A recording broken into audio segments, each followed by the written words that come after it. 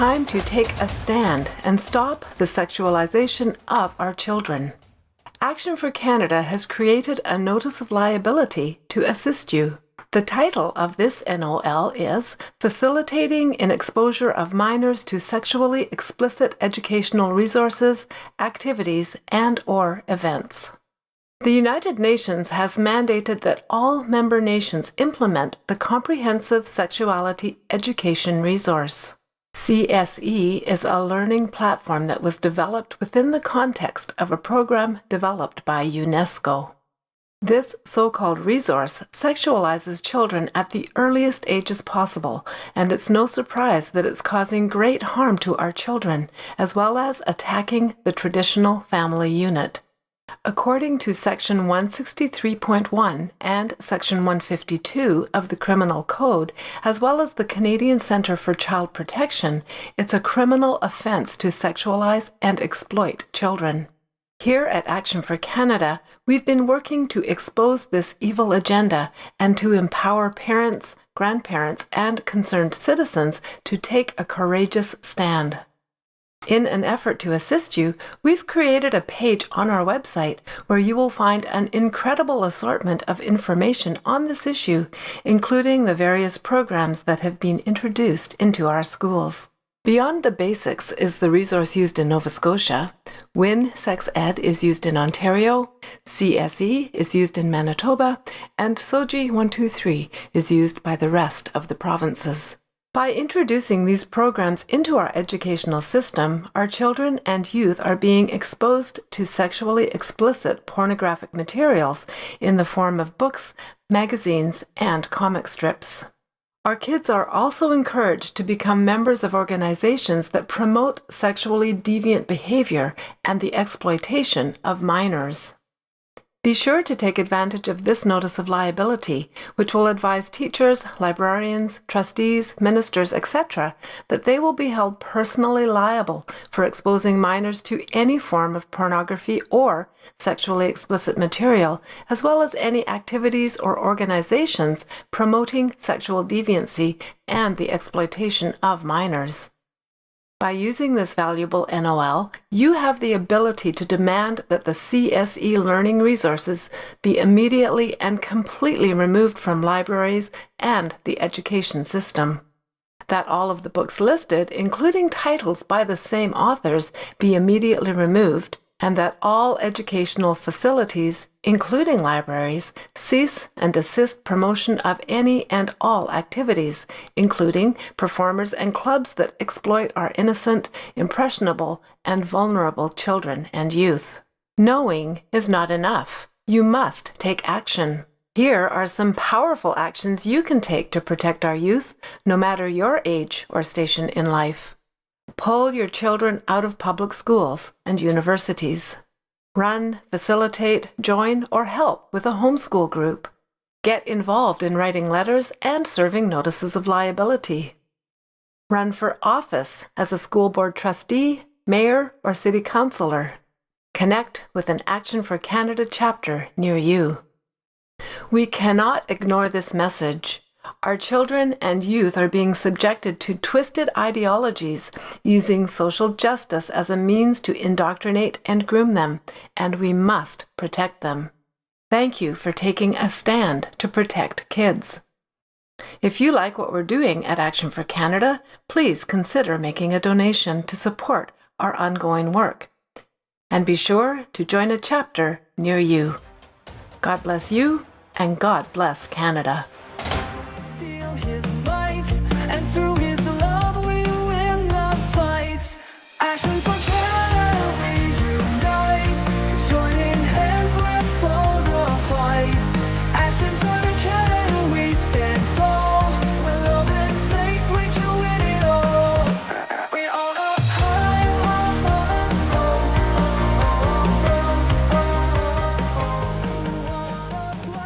So it's so good to be with you, friends, and welcome as you join us for another informative evening.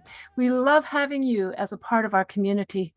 We have a special show planned for you tonight where you will get to meet some of Action for Canada's chapter leaders. The title of tonight's show is Local Advocacy Equals Remarkable Outcomes. It's January 21st, 2026, and this is the Empower Hour.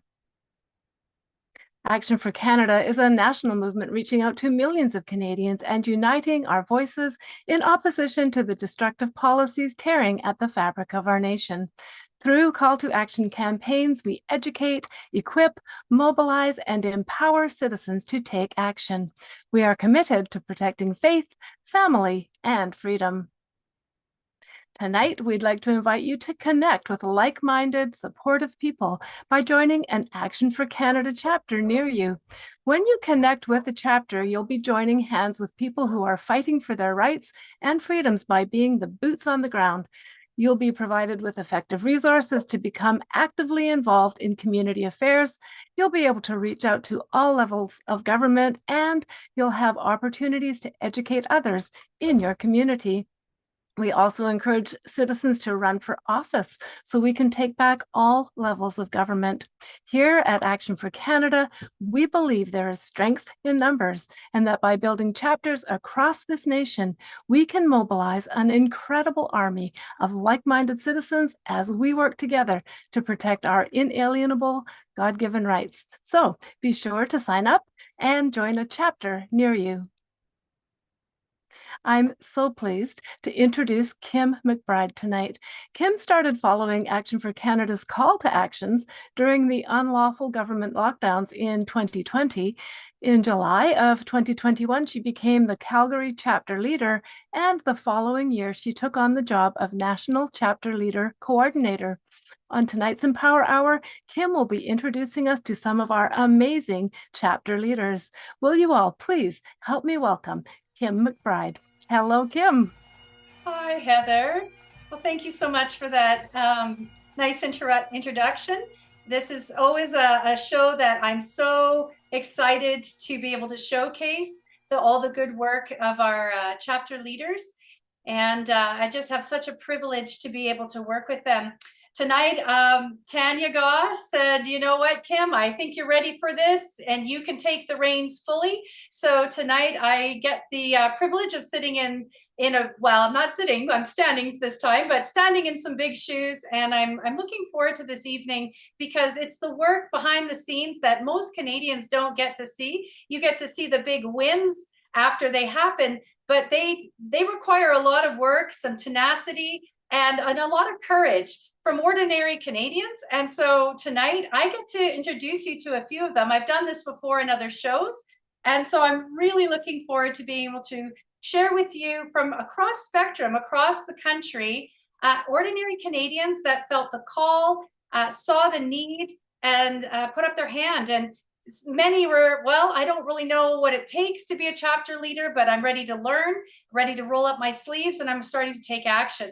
That's one of the beautiful things about Action for Canada. It's in our name that we take actions. We don't just talk about how bad the situation is and scare everybody about it, but we have solutions, and we are building up communities at the local level with regular Canadians who are basically watchmen in their communities and leaders within their communities to be able to take on the actions that need to be taken to preserve our heritage as a Christian nation. Canada is boldly, we're proclaiming it a Christian nation, and the values that underpin that are what have made us glorious and free all these years. And so we want to continue to defend that. And these are the regular people that have stepped up to do that.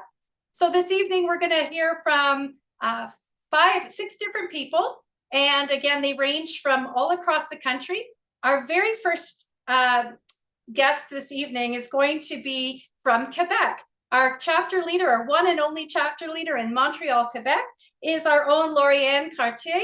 And she is also one of our youngest chapter leaders, which is just such a blessing to have that youthful energy and experience. So Lauriane lives near Montreal. She's a language teacher and a translator.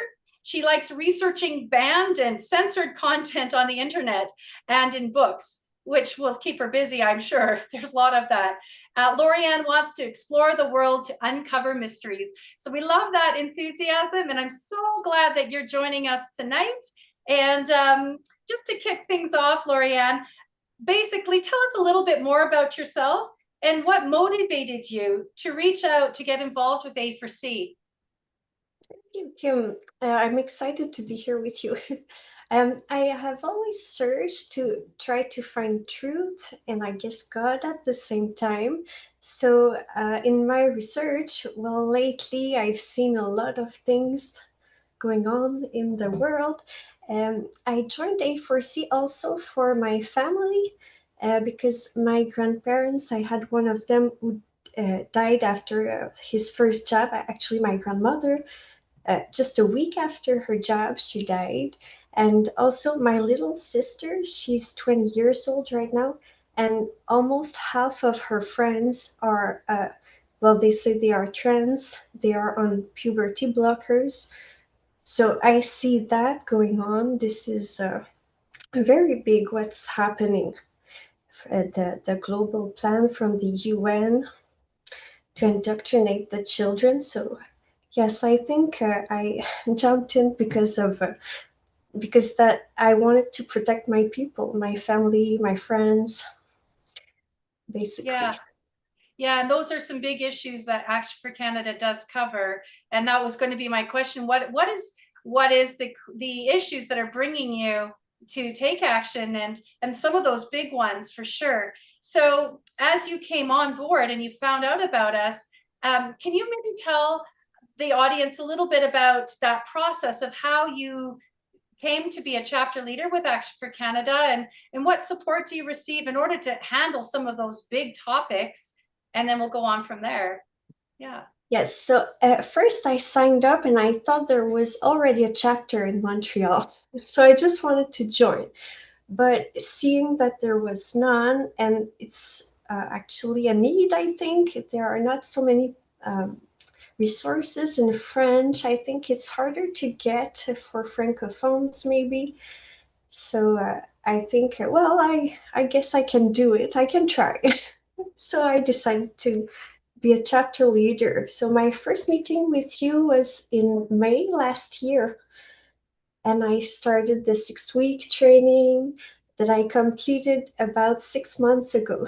So it has just been 6 months, but I think the training was really relevant because at the end you master certain topics. I wouldn't have been so comfortable talking about LGBTQ without you, for instance. Yeah. And Yeah, that's the thing, is that we don't just bring chapter leaders on and think that they already have all that knowledge. There is a deep training process that goes through to give you the language to be able to speak to those issues that can be quite daunting.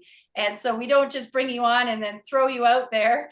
There's a process for sure in order to be really effective in your community and to speak with the language that's convincing and also educating. Right. So, and the fact that you speak French and that you are a translator by profession is a huge bonus and a real godsend, I have to say, because we felt that we need to let Quebecers know that you are part of Canada and you have rights, inalienable rights like the rest of the Canadians, and we wanted to make sure that information got out there. Being that you're in that younger generation, and certainly a very targeted generation with those issues of LGBT and trans ideology, even in Quebec, a lot of, well, it's across the country too, just, people moving in with this mass immigration and whatnot, and really changing the identity of our country because people are not integrating and they're not finding out what it is to be a Canadian. And so that whole issue around identity and Canadian identity is a real problem. And so one of my questions is, what words of wisdom would you have, especially for people in your generation? What would you say to them to motivate them to get involved in actually the development of principled public policies? Because we've really steered away from that. And what could you say to them to invite them to get involved with, governing this country, because your generation and others are the ones that are going to be inheriting the reins for that. So do you have any words of wisdom for people your age? What's it going to take to get them involved? Don't be scared would be the first thing. You're allowed to make mistakes. You'll learn. I think we have this life, so let's give it our best shot. So instead of just waiting to see our freedoms taken away from us, we can just do something, even if it doesn't have an impact right now. In a couple of years, if things get much worse, at least they will think about what we told them with our heart, right? If we do simple things right now, it might have a butterfly effect. At some point in the future, they might remember what we told them, and they will stop complying with the plan. Maybe in a few years, but Yeah, yeah, I think well said for sure. It's that bit of education, the seeds of knowledge, and that knowledge grows. And then when you are equipped with that knowledge, it's powerful, because you have the confidence that comes with that, of speaking articulately about the things and asserting what your values really are. So, how do you stay motivated? Because it's not always an easy battle, but what inspires you to stay motivated even when things get challenging? I think you, Kim, and Action for Canada are helping.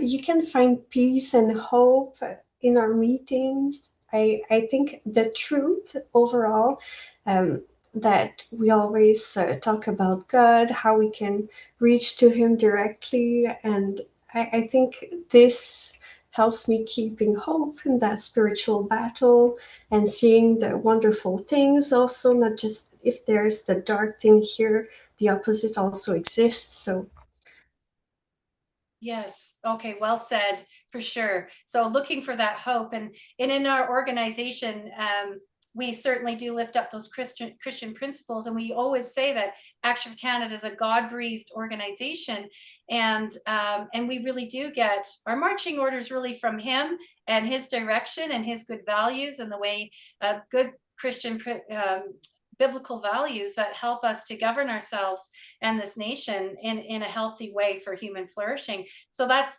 excellent. Is something that you've been able to tap into in order to give you that strength. My question for you then is, okay, you've done a new chapter, and just in closing with you, you're a new chapter in Montreal. So you kind of have you have your chapter meetings. They're both online, and then sometimes you've had some in-person meetings. So I wonder if you might be able just to reach out to the audience listening, especially to Quebecers, and you're welcome to speak in French if you'd like to speak to them, and just invite them, and maybe do that on the spot translation so that people know how to get a hold of you in Montreal. What would they need to do?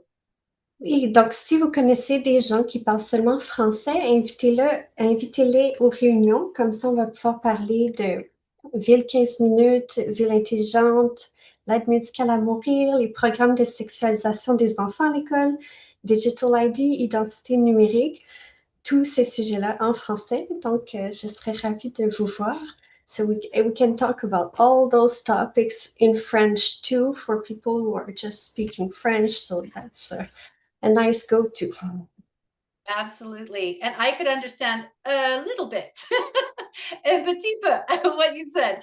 So I am so grateful that you have joined us, that you bring that youthful energy and excitement and willingness to learn. Lorianne, you were really a blessing to us. And I just look forward to how you're going to be engaging in Montreal with all the issues that need to be engaged with, and how you're going to grow your chapter. So thank you so much for taking the brave step of joining us on the Empower Hour tonight, and God bless you. Thank you. This has been a wonderful experience so far. So thank you. You're a source of inspiration. The other leaders too, my mentor, really, it's a blessing. So thank you. Wonderful. Okay, thank you so much, Lorianne. So wonderful. Yeah, I love that we do have that youthful energy and excitement. So that's just a real blessing. Our next guest brings a different skill set, and that's wisdom. And so we are going to ask our next chapter leader from Vanderhoof. Chapter leader from Vanderhoof is Henry Thiessen. And Henry Thiessen has been in Vanderhoof as a chapter leader really almost from the beginning. I think you're one of our most established chapters, and you've been really consistently, quietly in the background, bringing some common sense, I think, to City Hall and town councils and the school board. But you're coming from Vanderhoof. Your claim to fame is that you are in the geographical center of BC, and you and your wife have been with A4C since the late fall of 2021. So you were coming in, Henry, during all that COVID hysteria and that tyranny and that whole nonsense. But I'll just turn it over to you for a little bit here, and maybe you can tell us a little bit more about yourself. What did motivate you to come into A4C, and when was that exactly? Well, if I could, just off the top, I just want to say that I'm so thankful for Tanya and her uncompromising stand for truth and the truth of the gospel and the reality that Canada is a Christian nation that was founded on biblical principles. And a big thank you to you and everyone else on the team. There's lots of them, too many to mention. And also a big thank you to our group, our local group. We've got a consistent group of about 8 to 14 people who show up for regular meetings. I've got 58 people on my email list. It'd be good if they showed up regularly, but that's a good start. And so about us, my wife and I have been involved, like you said, since the early winter of 2021, actually. And so we were involved in the trucker convoy and that sort of thing. And I'm married to a lovely lady by the name of Linda, who's very supportive of our Action for Canada work. Between us, we have 5 children and 11 grandchildren. I used to work as a helicopter pilot. I was doing that for 34 years. I worked in every province and territory of Canada, except for the Maritimes and some places, some parts of the United States and also South America. But I'm retired from that now, but always busy. And so I think you asked how we got involved with Action for Canada. It was actually a neighbor of ours who introduced us to Action for Canada and asked if we would be willing to take on the leadership of that because she did not have the time to do it. And so that's how we got involved. Yeah.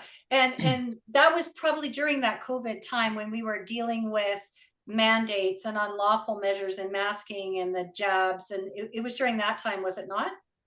Yeah, that's correct. Yeah. But early in May of 2020 already, I realized that this was not a health issue. It was more of a control issue. And so I took signs up and down the street before anybody else was even involved. And one of them said, the front one said, "Wake up Canada." The back one said, "Fight for freedom," or something like that. So this was something that was on our hearts right from the get-go.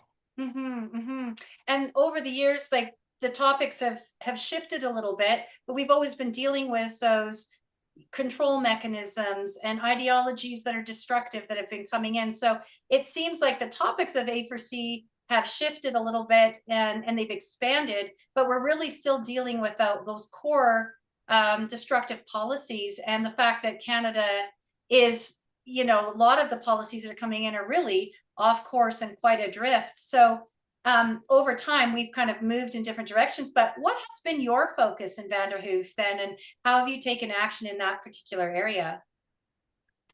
Well, we've been focusing primarily on local issues, particularly with the schools, the school board, and to some degree the city council. And that's been an uphill battle. I can tell you that for sure. But like I said, we've got a committed group, and we're persistent, and we're making a difference. I think I can share some of those with you if you want. Absolutely. But as you know, there's so many issues going on between, the 15-minute cities, the vaccinations, the World Economic Forum, and on it goes. But we can't possibly cover them all. So we decided to focus on the school board and the local council. And just so you know, I also ran in the past as a candidate for the Christian Heritage Party in the federal election. I ran twice, and in the last civic election in 2022, I ran for city council, but was unsuccessful in both of those endeavors. However, it gives us a great platform to speak truth to the issues. Yeah, absolutely. And would you say, Henry, that that would have been something that you would have thought to do in any other time? Or, you know, we've often encouraged Canadians, if they can get involved in politics, maybe run for office. So what did that motivate you in any way, or has that been something that was sort of on your heart, you've been thinking about before? Because I know that you're really involved with the Christian Heritage Party, and various elections in BC. I think in the last one too, you were quite involved. But was that something that was in your background, or is that something new to this moment in history that we find ourselves in? Well, Action for Canada was actually a godsend because looking for some organization or someone to put together a program or a platform where we could address these issues with along with other people rather than doing so many things on our own. So that really changed the game for the work that we're doing, because we've been involved in other work as well, like pro-life work with 40 Days for Life and such. And so Action for Canada is working on all of those issues and equipping people, including all of the chapter leaders, and doing all the heavy lifting. So it's a good fit. Yeah, I agree. I agree very much. And I know that you've sort of positioned yourself, like you say, you've been involved in going to city councils. Maybe you can share a little bit about that. Like, what exactly would that look like? You say you have a team of people, and what do they do?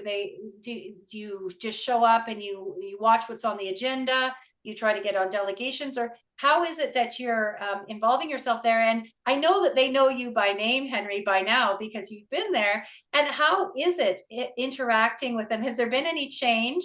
And if the challenging moments come up, what keeps you motivated, inspired to keep going if you do run into those challenges? Well, some of the things that we've been doing is writing letters and emails and being engaged. I mean, the first step is always to show up, and then of course, to be engaged, you need to know what's on the agenda. And last spring, for example, I did a 10-minute presentation to the school board, and I invited people from our group and anyone else who was interested to come and join us, even though they only let about 4 people in to the meeting.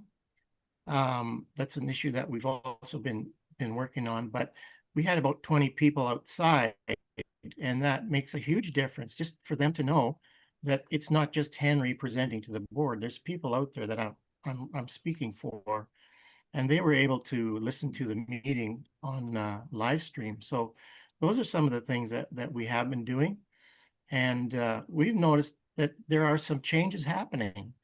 You know, for example, when we ask questions during the meeting, they would always say, "Give us your name and your email address, and we'll give you the answer." So they would only give the answer to the person that asked the question privately, and no one else knew what the answer was. And so they've been modifying that now. So in the last meeting, which was Monday morning or Monday evening, we actually had a little bit of a discussion with the superintendent and the chairman and myself about a particular question that I asked. And so it's just one little example of how we're moving into a better relationship with the public. Because over the past few decades, they basically had free reign because people weren't engaging into the school board meetings. You know, you bring up a very good point, and I think that was eye-opening for a lot of Canadians to go, oh, it really does matter who I elect as my school board trustee. I know for me personally, when I would look at the list, I'd be like, I didn't research any of those people. So, I guess the incumbent has been doing an okay job. And so it's kind of by default. And a lot of these, especially school boards in more rural areas, there's a lot that just get it by default because nobody else ran against them. So in fact, actually, we've been able to have a number of school board trustee positions filled by people who have been trained up through Action for Canada, former chapter leaders as well, who then stepped aside from Action for Canada to move into that because they were elected and they ran for office and then they got in and were able to impact that. So yeah, I want our audience to hear that, is that sometimes just showing up, I think you said that earlier, just showing up makes a big difference, because it does show the people in power, you know what, your actions are being monitored. The public is not naive and you know, AWOL at this point. They're showing up and they're reading your agenda, they're reading your documents that you're trying to put forward. As I understand, you're going to have some strategic development plans being presented with the school board, and you've already caught wind of that, right, Henry? And you're going to be addressing that. If they're going to do a redevelopment plan, you want to be at the ground floor with that. Is there something with that right now? Where are we at with that one? Well, they're redoing their what they call their strategic plan, which is kind of the foundation of how they operate the school, day to day. And so they asked for public input on what we would like to see in a strategic plan. And so they had an online survey. There was, I think, close to 600 or over 600 respondents to that. Unfortunately, over half of them were students, and I have a feeling that a lot of the students were probably coached on how to answer that. But we also had the opportunity to go to in-person roundtable meetings, and so they got a firsthand instructions or views of where we would like the school education system to go and what the strategic plan should look like. So hopefully they'll take some of those ideas and put them in, implement them. Okay, yeah, excellent. And the closing thought here, what words of wisdom do you have, Henry, to inspire the audience to join a chapter, get involved in bringing these solutions to the many problems that we face in our nation? But what would you say? Well, first of all, don't be afraid, because if God calls you to a certain work, we can rely on his promises to give us what we need to carry out that work. You know, how many times does the Lord say, do not fear or do not be afraid? Courage is not the absence of fear. It is the strength to move forward in the face of fear or pain. And so, we just need to be courageous and step out in faith, knowing that God has a work for us to do. We are called to be salt and light in the world. So shine the light of truth where you are planted. That would be my advice. And finally, it's never too late to do the right thing. Yeah, wow, well said. And God doesn't call the equipped, he equips the ones he calls. And so we can always, count on that and trust that, and just taking that first step forward. So grateful for you, Henry, for your wisdom. You're a very steady presence, and you've been very consistent and focused on that one thing. And I know that you're moving the needle, certainly in Vanderhoof up there in the north of BC, which is kind of north central, you said, in the dead center of BC. But we're so grateful to have you there at your post. And we just bless you with continued good work. Thank you so much for joining me tonight on the Empower Hour and sharing with Canadians. Just, it takes ordinary people just to step up and take an action. So thank you so much, Henry. You're welcome. Thank you. Thank you. Blessings. Okay. Our next chapter leader that we're going to bring on is our chapter leader from Campbell River, Diane Beattie. Diane Beattie and her husband, Randy, pastor a church in Campbell River, in the Campbell River area, actually Black Creek, BC, called Living Waters Fellowship.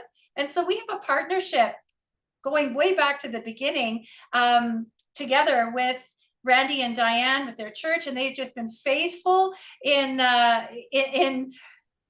joining together with the causes that Action for Canada has engaged with, and we've become fast friends. And so really, I want to just ask you then, Diane, tell us a little bit more about yourself and what motivated you, how did you get involved, that sort of thing. And I'm just going to give you the floor to share from sort of that church perspective, the pastor's perspective about the blessings of being involved in taking action, getting past the nervousness and the fear, taking courage, but then the community that you find when you join together and start taking that action. So I'll let you lead. I know that you have prepared a few thoughts, and if you can just start with, tell us about yourself, about your chapter, and some of the things you're involved with.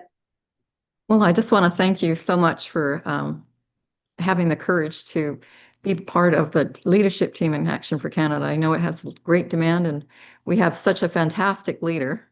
And I'll tell you a little bit about myself. We've been pastors here a long time, it's over 30 years, and we've seen a lot of things come and go. But when Soji popped up on the scene 9 years ago, it was a wake-up call that we needed to protect our children in this province, families and the families in our society against an insane agenda. We attended school board meetings, gave out materials, brought in speakers, and helped in elections for school boards. And there was a lack of interest and a reluctance to cause an offense by a lot of people in especially the Christian community. But the wolves were coming for our children.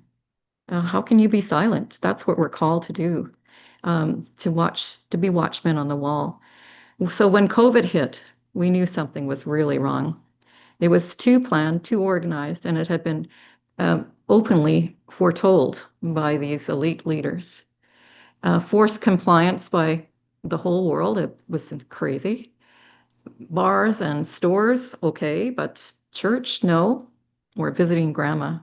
How many grandmothers and grandfathers were left to die alone even? I mean, what did they die of? Loneliness? Sometimes it's unbelievable that we let it get that far. We live by his word. We could not follow another. We didn't see any evidence of a pandemic in the Bible. This is surely something that affected the whole world. You would think the Lord would have told us that. There was no science when we asked, no bodies. The tents outside of the hospitals were empty all the time. I would look. I went around asking people if they'd seen people drop dead on the ground. Nobody had, no matter what country we were talking about. But we've got to remember the commands as Christians, as well, we're supposed to be watchmen. We're commanded to never forsake the assembling of ourselves together. It gives us health and strength. It's people, we need community, and the God had told us that ahead of time. So we're to go into all the world and preach the gospel. We're to lay hands on the sick, visit the lonely and the orphans, feed the poor. Never are we allowed to give in to fear. Nothing was adding up. We complied for a few weeks, but stores remained open and crowds were permitted in them. We chose to obey God and not man. The blessing began when we opened the doors of our church. God moved, bringing the most wonderful people we've ever had in our lives. By doing this, we looked for help and came upon Action for Canada.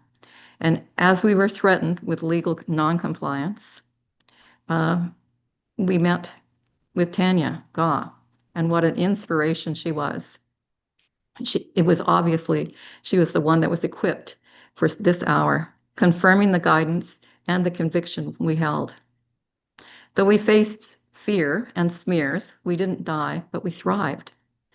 Broken people found their way, and God met them there. We allowed the local Action for Canada to use our building. It had just began, but a few months later, I was asked to lead it to fill a void as the original leader had left. We opened the church to host a meeting. We said yes to them to use our building, and I was asked if I'd be willing to step in. I agreed to do this temporarily until the real leader could show up, and I'm still waiting. In the meanwhile, we have developed a great team of fearless, willing workers who love and care for one another. We stand together helping where we can through protests, flyers, notices of liability, prayer walks, petitions, and gatherings. And we pray for our leaders in our city. We've met officials, formed friendships, and helped bring awareness to dangers by exposing the lies and we faced them together. I looked at the NOLs. I look at the NOLs we've served both as a tool. Sorry, getting a little nervous. Okay, both as a tool. I've lost it. Just a second. Okay. To bring attention to what's going on, and also as a warning to the ones that are implementing these lies in our thing. So we don't want to use it as a weapon, but we want to use it more as a help and a warning. So, oh, sorry, we got lots of problems here. There, so we stand together, helping one another and taking a brave stand. And I'm the least person that you would ever think to take on something like this. I don't like to be in front. I love to work behind. I love meeting people and greeting people. I love connections, but I don't like to be standing in front of a camera. So though we face all these fears, we stand together helping each other. And I had a high-ranking Christian military officer tell me one time that the government knows the strongest force in Canada is a unified church. And that's why they want to muzzle us. Through our God, we can do valiantly, and it is He that's going to tramp down the enemy. And we face an enemy on so many fronts, and it grows exponentially. But we know we have a mighty God, and He does have a plan, and He's sovereign over the universe. And together, we can meet the challenge that's laid ahead of us. He's put every one of us here for this time. The enemy has always been after the seed. The blessing comes through the generations, and our children were the first targets. First in abortion, then SOGI, family disruption, and we're seeing it all around us. All lives matter. The devil comes to steal and kill and destroy, but Jesus, He comes to give life. God holds a plan custom made for each of us. The battle is not carnal, but it's against principalities and powers in high places. The carnage is in full view in more ways than one. Yes. God is calling His army. And when the enemy comes in like a flood, the Lord promises to raise up a standard against him. We have nothing to fear. Join Action for Canada as we raise a standard high, God's standard. God has a strategy to unfold. Let's take back our nation. Let's go, Canada. Amen to that. Thank you, Diane. Thank you for those words of wisdom. I was going to ask you for some of those words of wisdom, and that is such a great way of framing it. And you mentioned the standard that God raises up, and you've become part of that standard. All our chapter leaders and all our amazing volunteers that have banded together to stand for what's right and what's good. And that is just very powerful. I like also one of the things you mentioned is that you're praying for your elected officials. And the fact that you're praying for them because they're human beings, fellow Canadians as well, who need the same encouragement and education. And they are not our enemies. The ideologies are the enemies. Yes. And, you've actually had a really great opportunity by building authentic relationships with a local elected official. I won't say who, but you've been able to develop actually a very rich, authentic relationship with this individual. And I would say, maybe you would agree, that you've actually become friends, sincere friends, and been able to share and fellowship with each other, and to give information. And you've actually been well received at the office when you went in and said, well, I know you're concerned more on this one particular issue, but these are all issues that we have concerns about. And you were welcomed in to say, yeah, absolutely, give us all that you've got, whatever information you've got. And that's because you built that trust and it wasn't combative, but it was done in love and sincere hope to move things along. So, you know, has that approach, I mean, I think you've taken that approach for many different things that you've been involved with, but is that where you're seeing a lot of good fruit, so to speak, with this fellowship? Yeah, I think we've met with more than one, and we have good relationships with quite a few people, not just me, but other members of our group. And we care about Campbell River. This is our city. We have a good mayor and council. Hopefully, they've stood the test for standing up for Christmas, for example, this year, and we really appreciate the mayor. It's not coming to my mind any second, but yeah, he's great, and they're met with Aaron Gunn, and you know, these people have a heart to see change. It's just whether they will be able to implement it without an army across Canada standing with them and pushing them on and prodding them on here and there, because maybe they aren't aware of all the issues. Maybe they're not seeing the carnage that is happening to our children, our teens that are being butchered by this radical ideology, which is destroying lives. As we've had many testimonies come, we've had speakers come on different topics. Some transgenders are speaking out vocally across the world right now, saying stop this. So as well as the other issues that are very important to our cities, 15-minute cities, yeah, everything like that. But it's all important. But if everybody takes on a little piece, we can really make a difference. Yes, You know, exactly. it's one shovel at a time we can do this. Yeah, well I think said, it says through God we can do valiantly. It is He who takes down our enemies. So yeah, it's all glory to Him, and that's what we have. We don't go out alone. We don't go out in fear. We go out with Thank God. you. Thank you. Yes.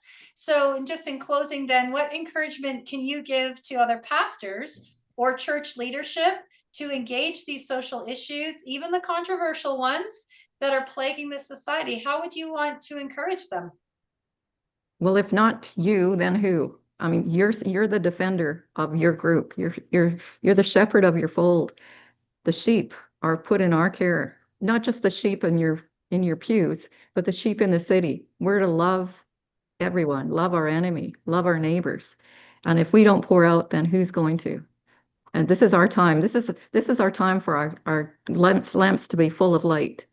And we're accountable for that light. So it's time to step in, step up. And yes, it's going to offend some, but you know what? The love of God is worth it. And God has a plan for Canada.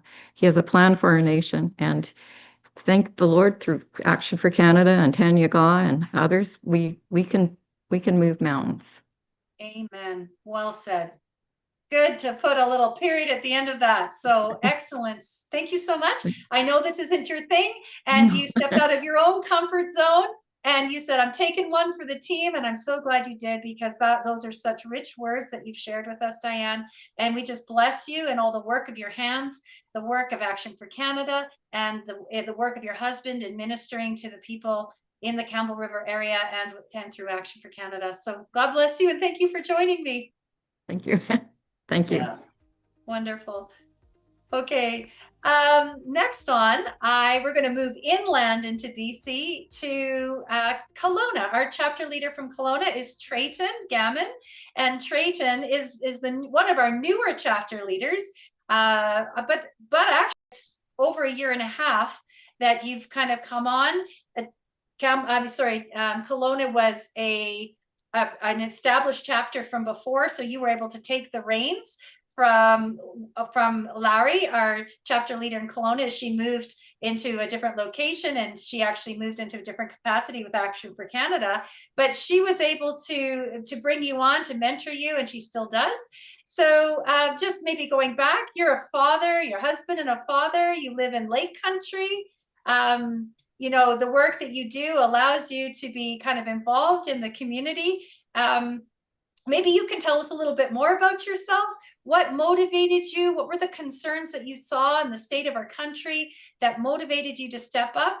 you actually had a dramatic call from the Lord too, who kind of nudged you to say, take action, don't just talk about it. But what was it that motivated you, and what were you seeing that you decided, you know what, I got to step up and take some action? Thanks, Kim. It's great to be here. Thanks for having me.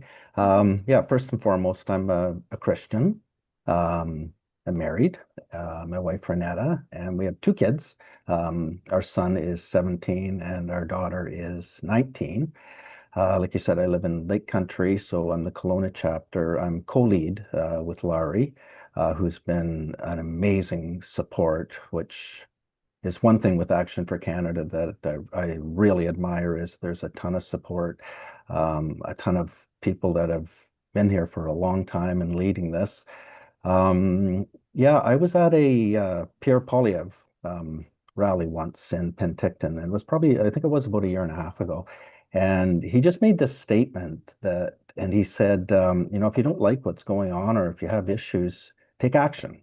That's literally, that was his words.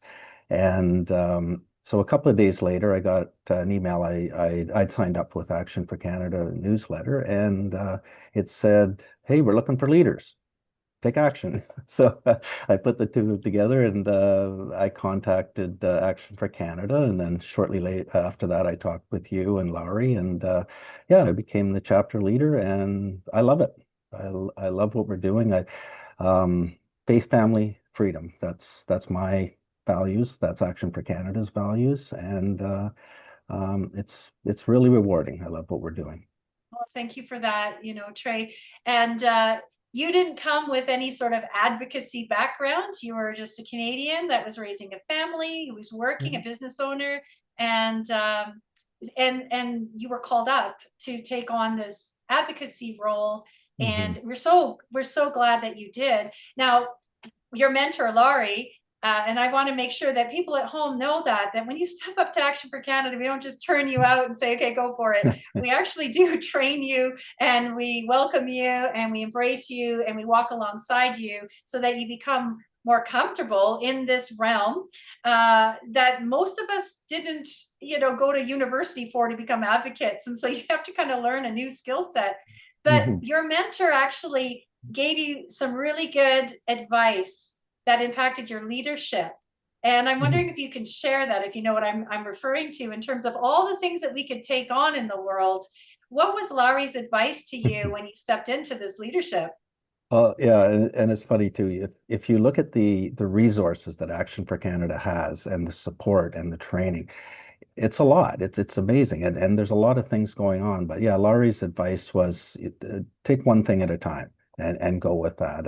And mine has from day one has been SOGI and CSE, and so yeah, that's pretty much. Yeah, for sure. And that was such wise advice. I know that's what Laurie had kind of learned along the way as well when she started, because she started in a similar situation as Diane, saying, oh, well, will someone step in while we have a lull in leadership? And she ended up staying on and then actually moving into becoming our Western lead for mentorship. So the Lord had different plans for her, even though she just started out with a flyer campaign. And when she told you that, take on that one thing, and you decided that's more SOGI that you're going to dig into. But then you didn't stop there. You actually are heading up the team in BC of other Action for Canada leaders to really do a similar campaign that was done in Saskatchewan, and then it moved over into Alberta, and it kind of expanded in Alberta, and we had some major wins there. And so we're taking the same best practices, and you're leading up that team. So, and it's kind of a task force to fully and completely get rid of SOGI, all the books, all the evil ideology. So could you tell us a little bit about that? How is that going? Are you engaging with elected officials? Just maybe flesh that out a little bit, because I know it's just in the initial stages, but I thank you so much for taking that on as that one task. Yeah. So I wouldn't say we're just getting started. We're getting jump started, I guess. Holly and I are putting together a binder, much like you did. And, to back that up a bit, the huge win that you guys had over in Alberta, that was just amazing. Like literally got the books out of the schools. I just saw that not too long ago. So yeah, we're hoping for the same results over here, although we're dealing with a different government here in British Columbia than we are in Alberta. But we're going to take it head on. It's a challenge. So we are forming the teams to go through the different school districts to identify where these books are in what schools. And it's a lot of online work. And we're going to be doing it straight across the province, so that we can have a binder full of information to go and meet with the elected officials in Victoria, and just say, look, this is what is in the schools, and we've identified it, and it's in most cases it's pornography. It's pornography that's going to our kids, in grade 6. It's just not acceptable, and hopefully we're going to get the same results. I know Terry's working on it in Ontario and Tammy in Saskatchewan. So yeah, we're hoping for a really good campaign. Yeah, I agree. And as you mentioned, as we have one success in one province in one area, then we work together and train everybody who's willing to take up that one particular challenge. And we say, this is what we did and this is what you can do. And of course, it's unique to each area and different governments. Of course, you're going to have to take a different tact with it. But at the end of the day, we're all unified in the same thing, saying like, hey, elected official, let's just get real for a minute. Let's show you what we're talking about, and forget this the gaslighting that they give us, the runaround that's often they're well trained in doing. And so we just keep being persistent on the side of truth. And so we've been able to develop that, giving the resources that say, there is measurable harm. So and the research, like you've mentioned on Action for Canada, is so in depth and broad and deep as well, that you really can't deny it. It's just, you put it in the face and let's have an honest conversation. So I know that you've been actually even going to town hall meetings, school board meetings. You might even be considering, I don't know, running for trustee perhaps. I don't know in the future, but we'll just leave that to God and his direction for you. So that's great. But in just closing, what are some of the highlights for you that, joining Action for Canada, the work it is, it's a little daunting sometimes, but what's been the highlights for you since joining? The highlights for me have been our Monday meetings and listening to the amazing things that people do. At Action for Canada, there's no pressure. You don't have to do things. You don't have to have an output like we do at work, but just to hear how people are stepping up, how, Gail in Surrey visited, I think it's 120 schools, informing people about SOGI, like just driving and doing things, and some of the meetings that people have, and just the amazing people. Like I consider Action for Canada family, and there's just so many amazing leaders across, and then yourself and Tanya, Laurie, our mentorship. Yeah, it's an amazing, rewarding thing to do. I'm so glad I did it. Yes, we are so glad you did as well, Trey, really.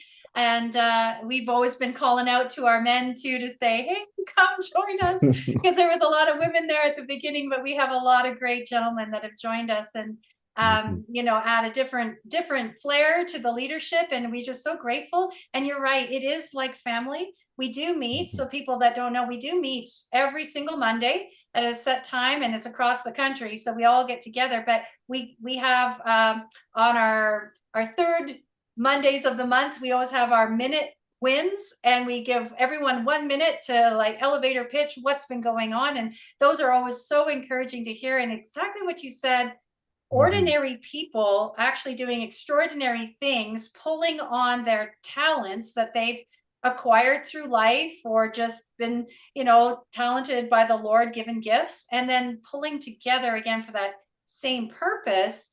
And then just watching how the Lord has really fit us all together. It is really it renews your faith in humanity, in Yeah. Canadians. And yeah, I'm really, really grateful for that. I would agree with you too. That's one of my highlights for being part of this organization. So thank you Mhm. so much, Trey, for being on the show. And from there, we're going to bounce over to Saskatchewan. So we're going to invite our Saskatoon chapter leader, Tammy, onto the show.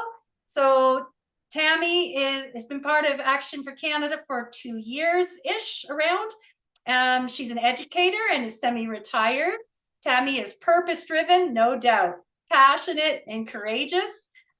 She is going to share 2 wins tonight that happened recently, like very recently. And the first thing is the removal of the sexually explicit books from the Saskatoon Public School Board, one in particular. And she's going to then talk about another one. I had the joy of spending time, so I get to travel a little bit more, and I've met most of our, I met a good number of our chapter leaders. I have to do a BC tour so I can meet in person all our BC leaders, but I've been able to meet quite a few of our chapter leaders in person. And because most of what we do is online, so we got to spend some time together, just really rich fellowship and really fast friends from like right across the country. But being part of this team has brought us together. So I was just so overjoyed by hearing the stories told. So I'm going to actually just kind of turn it over a little bit to Tammy. I know she's got some things prepared, and but she's going to tell us about these wins, and they're definitely like, hold on, they're just amazing. And they just recently happened. So Tammy, thank you for joining me on the show, and I'll just turn it over to you. Thanks, Kim. I joined Action for Canada about 2 years ago. I was doing a sermon for my church because I'm the kids' church coordinator, and I was doing a sermon called "The Plight of Our Children" and my heart for children. And I went on the website just to see what other people were saying, and I came across Action for Canada saying what was happening to our children. And to tell you the truth, I really wasn't paying attention and didn't even know that this was going on with our children. And that really motivated me to contact Action for Canada. So our chapter recently started a sexually explicit book club to look at inappropriate books in our school libraries. And we realized we needed to change the title to a better one. So we changed it to the Nehemiah Book Club. And in the Old Testament, Nehemiah reorganized the rebuilding of the wall. And the builders held a tool in one hand and a weapon in the other hand in case they were attacked. And we too are using tools and weapons. One action that we took was standing outside a school to let parents know about the inappropriate book called It's Perfectly Normal. I was not nervous, but felt some discomfort handing out the information flyer. I got mixed reactions and was taken aback when someone called me a name and another person yelled at me and to get away from the school. Otherwise, he was going to get the principal and call the police. I stood my ground. In January, a member of our chapter set up a meeting with the principal of that school to discuss the book It's Perfectly Normal. And a couple days later, the principal called to say that they didn't need to meet because it was decided that this book would be removed from her school library and the libraries of the entire school division. What a win that was. Absolutely. Yeah, absolutely. And there was all this buildup and preparation to go and have the meeting. And these were, again, just 2 ladies in your group that you were able to mentor and to share Action for Canada resources with. They were all prepared up and ready to go. And just the thought of going into the meeting, the school board has done one of those, nothing to see here, we've removed it, no problems. But we know that there's further action that we're going to take. So there's more to continue with that book removal campaign. I don't know if you want to share a little bit more about that or move on to some of the other wins that you've done. Yeah, we're continuing with the book removal campaign. The day after this book was removed from our school division libraries, there was a town hall meeting regarding Bill C9. And one of our members boldly went up to an MLA and showed him pictures from the 3 sexually explicit books that she brought with her. The MLA then said he was going to share this information with the Minister of Education. We are persevering in this step by step. Yeah, 100%. And it's taking those opportunities too, because once you have one little win, it emboldens you for the next one. So your member was all prepared and ready to go, grabbed the books and was like, I'm going to get up to that elected official and I'm going to make sure he's aware. And actually, you would know, because Saskatoon was where it kind of originated with this campaign to remove the books. So it started in Saskatoon and moved into Alberta, and then now we're moving into BC. But we had contact with then Minister of Education Dustin Duncan, and so we were able to connect with him on a personal level and to say, look, are you even aware that this is going on? And so many of them didn't know. In our case here in Alberta, Minister Nicolaides is our education minister, and he legitimately did not know the degree of, I would say, debauchery of these books. And so they had they took swift action as a government, rightly so, and they're getting a lot of flack for it now. But that leadership, that strong leadership from an actual government, really started and originated in Saskatoon with Dustin Duncan making a decision to ban third-party contributors to sexual education curriculum like Planned Parenthood. And so they were actually banned from being able to do that in the schools, and he made some other decisions as well. I know they're in court over it, but the Saskatchewan has done the standing clause in order to make sure that they can move forward with common sense legislation as it relates to what's appropriate for children in schools and who can advance those things. So I find it very poetic that it started in Saskatoon and we're kind of coming full circle again. And now we're going to go and get these books out. Unfortunately, they're trying to give us the strategy of book by book, school by school, but we're going to blow right past that. We're going to make sure we're like, no, we're not doing this every single day, a new book. And so we're going to really address it head on. So we've got a good strategy for that. So, but thank you. And to your team who courageously stepped up and said, well, I'm going to take an action. And it availed a lot in a short period of time. And so we're going to keep moving the needle on that. But the next one that you want to share with us is something that happened locally around rezoning. So could you share with the audience just exactly what happened literally in your backyard and how you took action with that? Yes. So the second win happened in December. It was a personal win, and it was 2 weeks before Christmas, the busy time of year. So my husband and I got a notice from our rural municipality regarding a proposal to rezone the land that faces the back of our property and 10 other neighbors' properties, and to attend the RM meeting if we wanted to give feedback. So we rallied the neighbors, some who we met just for the first time, encouraged them to send emails opposing the rezoning, to attend the meeting and to voice their concerns. It was definitely a David versus Goliath moment. For my husband and I, speaking out to oppose the rezoning was the next step in taking a stand for what we believe in. It was not a big step for us because of the knowledge and skills that we had acquired from previous situations that we had faced with governing bodies. For me personally, being part of Action for Canada, it gave me the confidence and determination to step in. Both my husband and a neighbor wrote a paper citing 5 reasons against this proposed rezoning, which included rural municipal bylaws the RM were not adhering to. My husband was prepared. He put his briefcase on their table, opened it up, and spread out his research papers and speech. What an impactful visual that was. With boldness, he began with a strong lead-in statement, which was, I'm shocked. Shocked that we are even having to be here about this rezoning. Then he read his paper until they said his 5 minutes were up. Without hesitation, I jumped in, grabbed his paper, and finished reading it. Very little information had been given to us about what the land was going to be used for until we got to the meeting. And then it was revealed that the land was going to be divided into 6 3-acre parcels with a construction office and equipment storage, 1,200 people event center and Hindu temple. We didn't have to wait long for a decision from the RM. The following day, we got an email with the great news that they were denying the rezoning request. What a win that was. They said they denied the rezoning because of the concerns expressed by us and our neighbors. And so now we've decided to set up an advocacy committee to monitor the future proposed use of this land.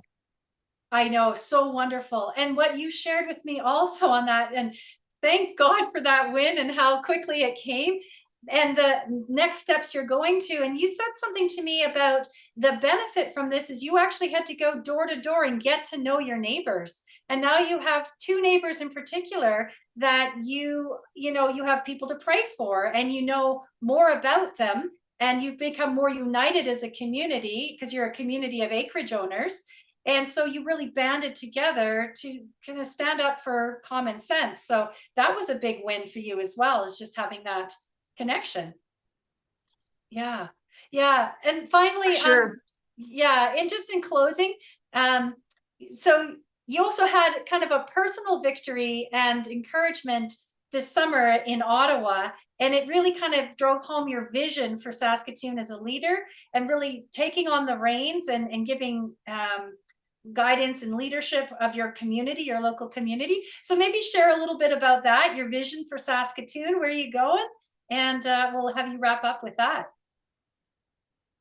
Okay, so my vision for the Saskatoon chapter is threefold. So first of all, for us to look for opportunities, divine appointments in which the doors will open. It could be people, places to go, events to attend.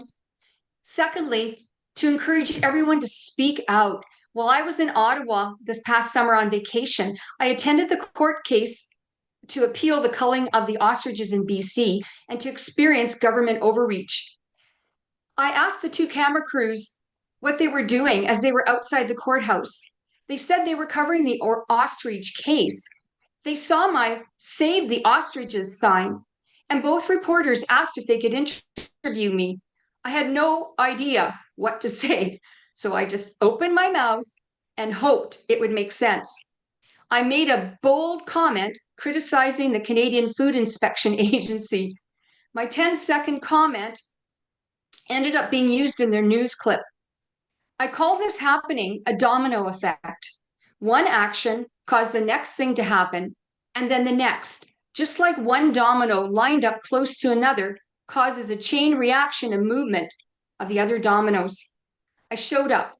I brought a sign, then asked a question, and ended up speaking. More domino moments, please. And lastly, my vision for the Saskatoon chapter and for all who love this country is to continue moving forward, to see, to hear, to feel, to speak, to keep spreading the truth and participating in calls to action to protect our faith, family, and freedom. Amen. Thank you, Tammy. Thank you so much for your enthusiasm, your passion for stepping up and just going where boldly going. It's not where no man's gone before, but boldly going where the Lord tells you to go and how he's equipped you to do it. And so we're so grateful that you've taken up your post in Saskatoon and you're just like taking names and taking numbers. So I'm super grateful, and it's just a blessing to know you, Tammy. So thank you for joining me on the show. Okay, and our next and final guest for this evening is our own Terry Recker. She is the Oshawa chapter leader, and also she got two hats. She's also our Ontario provincial leader in mentorship. So she sort of does all the mentorship east. She's our recruiter, and she will be the one that you would speak to if you are reaching out to Action for Canada and say, you know what, I could talk to these people and find out what's going on. Terry would be the one that will take your call. She'll reach out to you. She'll tell you what it's all about. And so I've asked her to come on the show just here at the end. First of all, to tell you some of the amazing things that she's doing. So Terry started as just a rally goer, not even say just a rally goer who stepped up to said, there's something wrong. I need to do something. She started getting the Action for Canada materials, and she's a woman of action. So she just started taking action, even though she didn't really know the whole scheme of things, but then worked them out and was given the mentorship and the guidance by Tanya and her phenomenal leadership, and stepped into different roles. And so actually your abilities have really expanded in ways I'm sure you couldn't have imagined.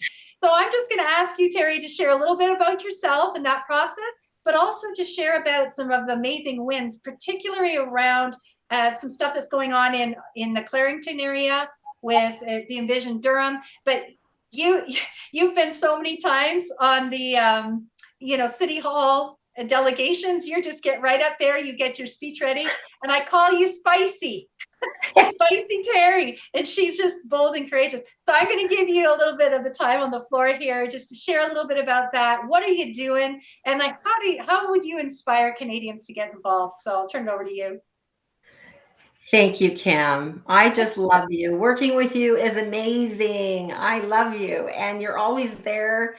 You're always there for me when I need you to bounce things off of you before I proceed. And I just love Tanya. She's so dear to me, and I just love working with both of you. So I want to start off by just saying, thank you to our lovely family, Action for Canada.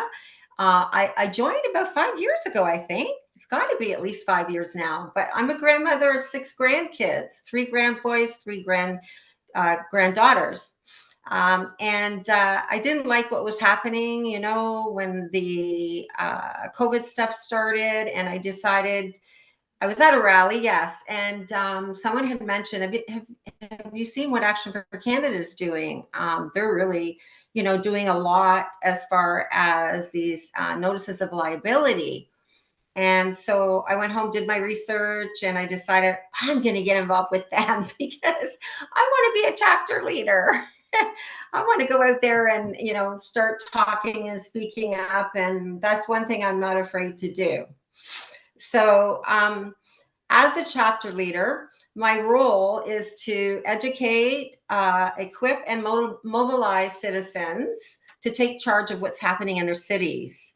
And to do that, I hold monthly church meetings where I bring people together through, call to action with getting together at the church. And then what I do is I set up a video on our recent Empower Hour, which is, which hosts special guests from all over. And it also has Tanya Goss speaking with them to discuss things like the massive immigration that's happening across our country, and also with the Islamic extremism, which is in our country, that we really need to concentrate on and bring awareness to the public that they cannot simulate in our country at all. Like, they just cannot do that. And they preach a whole different God, which is not aligned with our Christian values at all. So I work a lot on that, but I also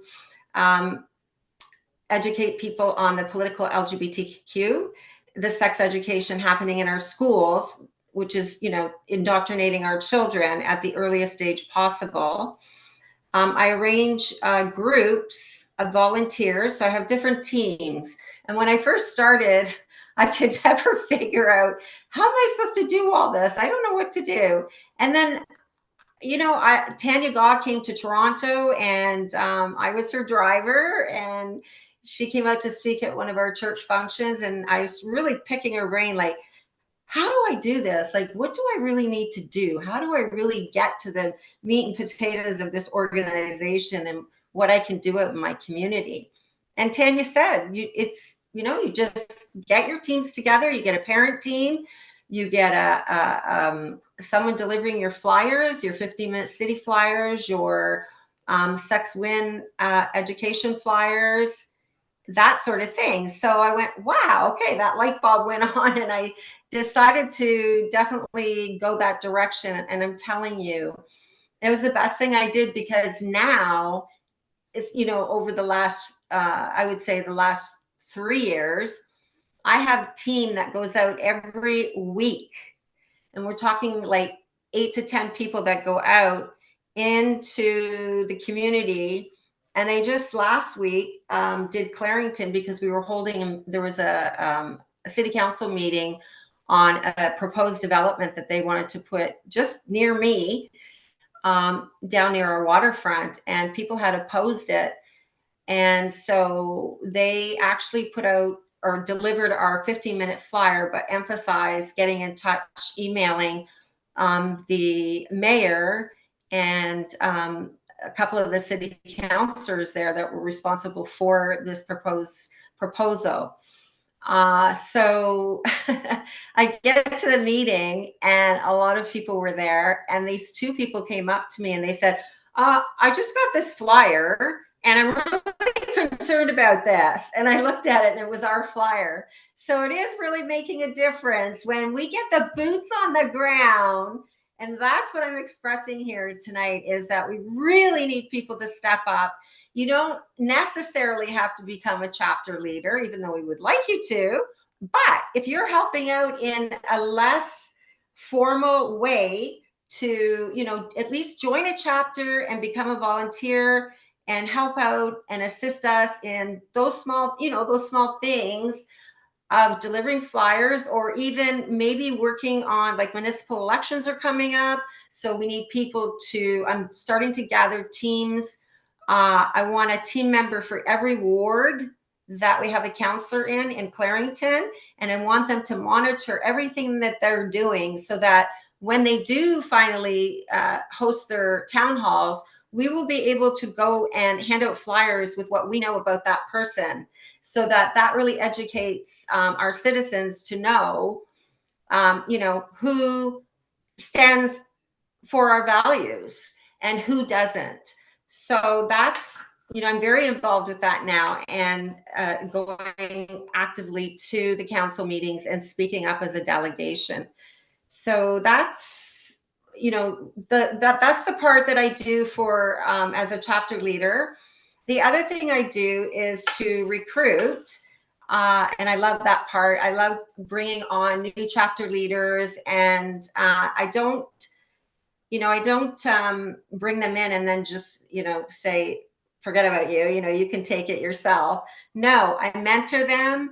I call them. I help them to set up, campaigns, call to actions that they are able to put out to their communities.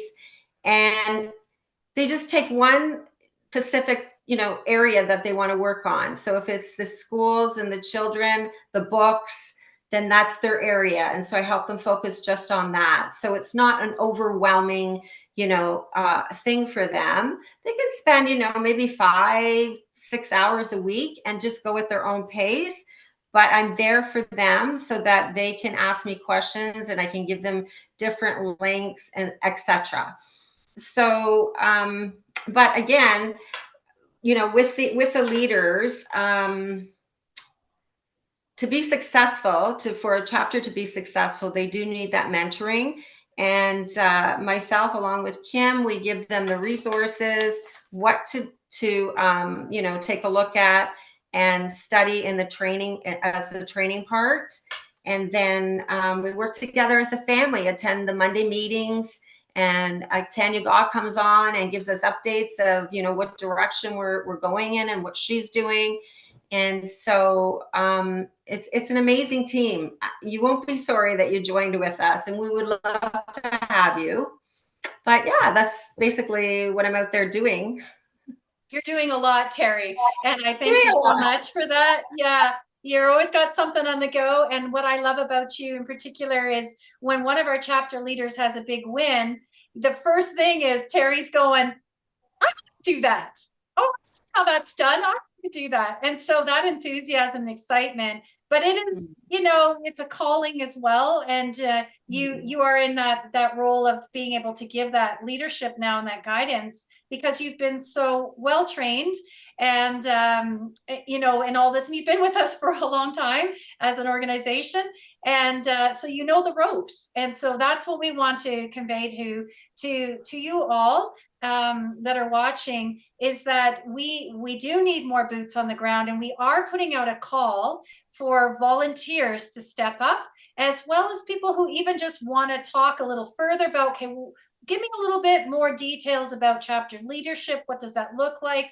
What's involved, and what am I signing up for, kind of thing. And Terry will have that conversation with you. If your application continues on because you know what, it's looking like a good fit, then I end up having conversation with you as well. And then we decide from there whether or not this is something that you want to step into. But you don't have to just be a chapter lead, I say that, but you don't have to have that formal role of chapter leadership necessarily. You can actually join a local chapter in a specific area in a specific way. So I want to thank you so much, Terry, for coming on. I'm going to switch over now just for a quick share screen. And I want to share, okay, I just got to make sure I find it.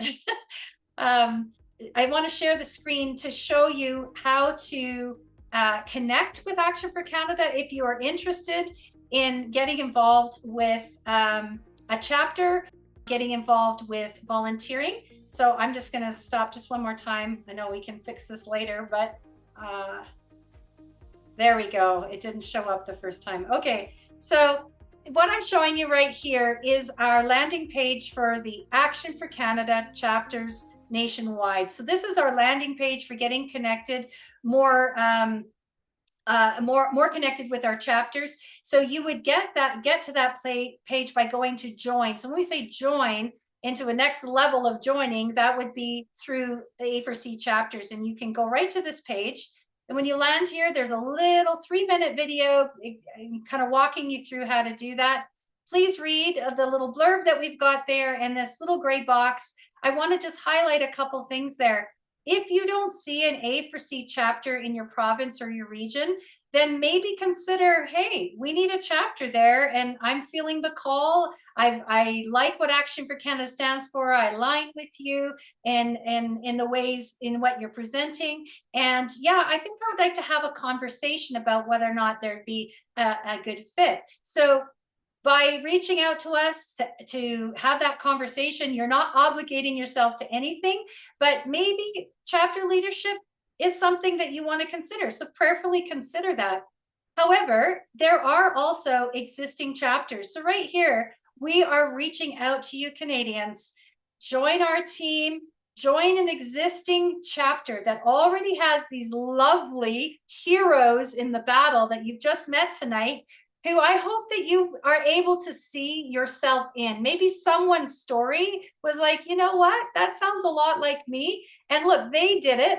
So maybe I can do it, right? And nobody, like I said, most of our chapter leaders never had advocacy school training, but they're getting it by being boots on the ground experience and with this fellowship that wraps around and supports you in taking action locally. It is so powerful. So please, if you have any skill or talent, maybe social media, maybe you are, you've done administrative work, or you've managed inboxes for people, or any of those kind of really critical talents and skills. Maybe you've been a business owner and you understand how to make strategic goals and direction. You could be a campaign leader on something that's you're really passionate about. Maybe it's the 15-minute cities and the terrible waste of government money, and you as a business owner and business person could give some skill and direction and leadership there. Everybody has something that they can offer. And so please consider that. If you have, in some way, you have a writing talent, you don't mind getting up and speaking, maybe you'd be willing to do a delegation. Maybe that's been prepared and you're willing to be bold and brave about that and go out and do that. Maybe you like to go for walks and you're like, I can hand out flyers. I can definitely do that. So just think about it. And if there's an existing chapter near you and you want to just volunteer there first, that's the first place to go. And so I'm going to show you how to reach out to that local chapter right now so that you can get connected. Just introduce yourself and say, yeah, I think I could help in some way. I don't know how, but these are my skill sets and I'd like to offer them. So when you reach out to an existing chapter, you can take a look here on our website, and I'm just scrolling it up.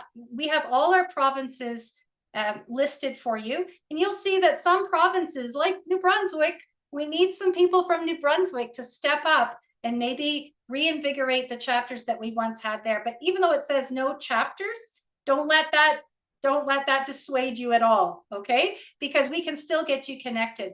We have a new online virtual chapter for all the Canadians that are in remote places that don't have a chapter near them. They're not quite ready for chapter leadership yet, but they could probably do a few boots on the ground things. And so we have a virtual chapter that you can sign up for.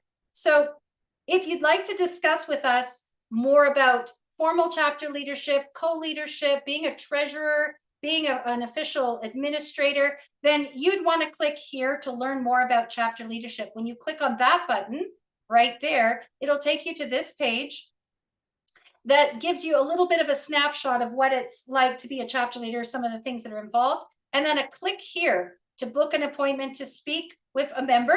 Most likely you'll be speaking with Terry or someone else, or Larry as well. And you could book an appointment just to chat more about it. So that's more the formal leadership role.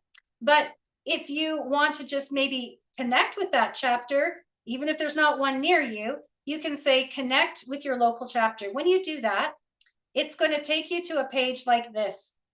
It says sign up. So it's similar to signing up for our emails, but the only part I want to draw your attention to is make sure you fill out your information and then click on your province. Make sure that you have filled out your province. So you have to say BC. And when you do that, you might not have seen it, but a little pop-down menu shows up.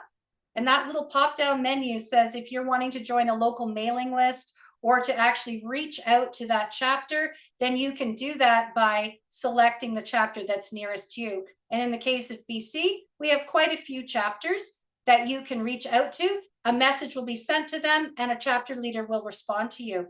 But if you're way further north than Vanderhoof, then you might not have a chapter near you. So please select no chapter near me, and then a message will come in and somebody will be able to respond to you and maybe get you connected to that virtual chapter.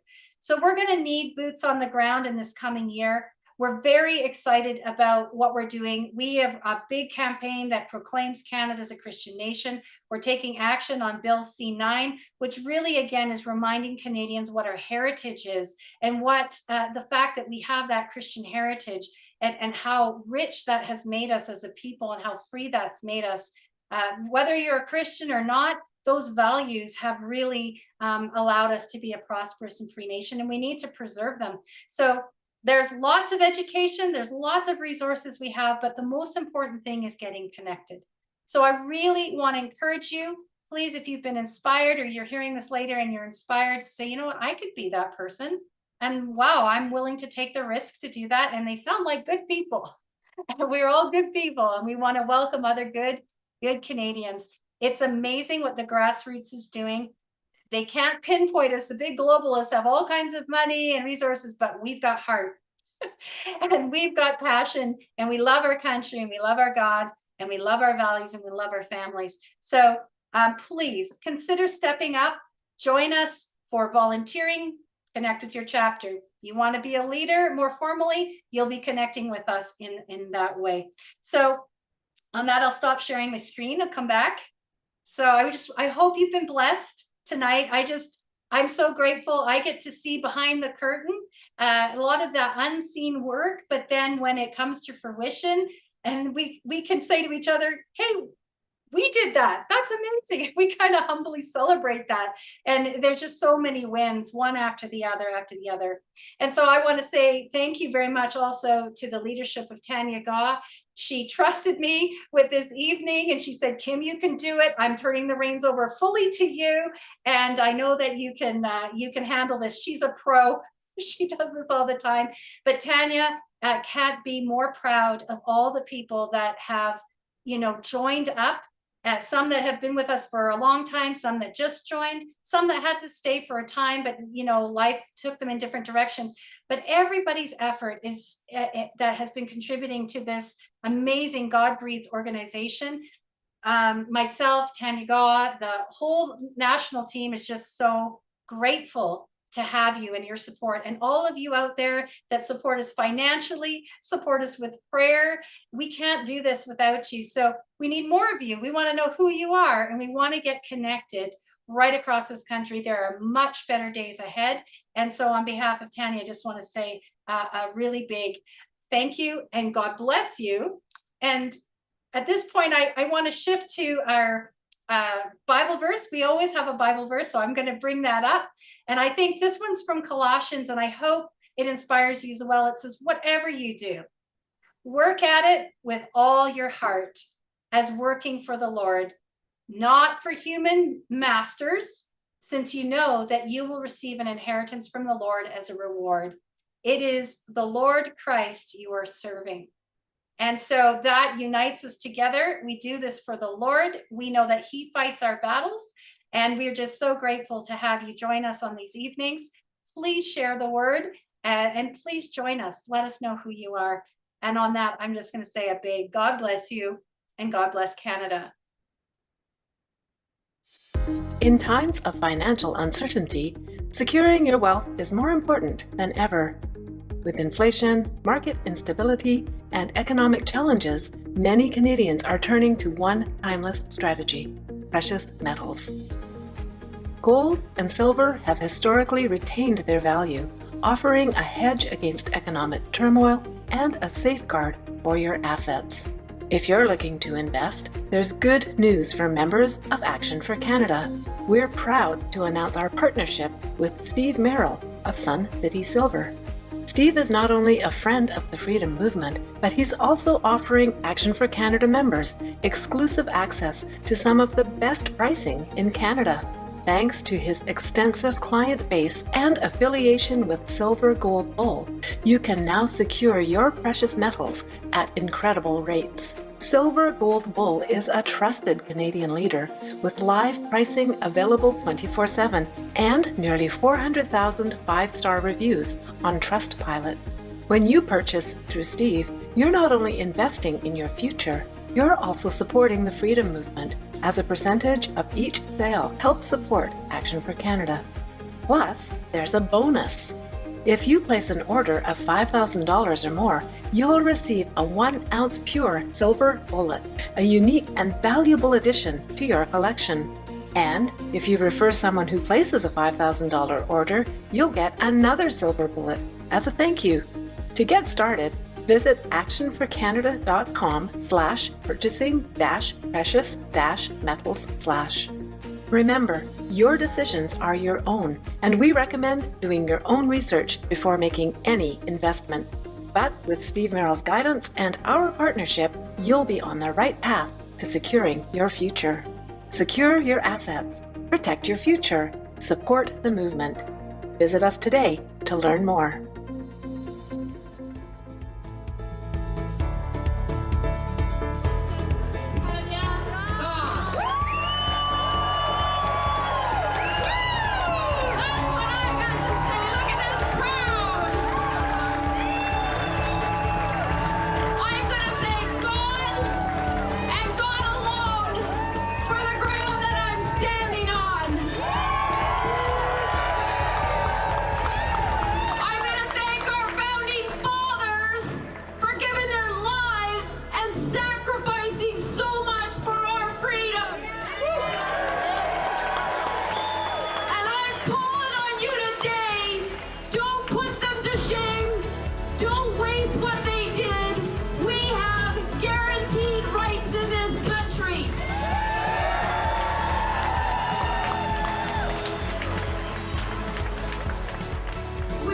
chapters across the nation.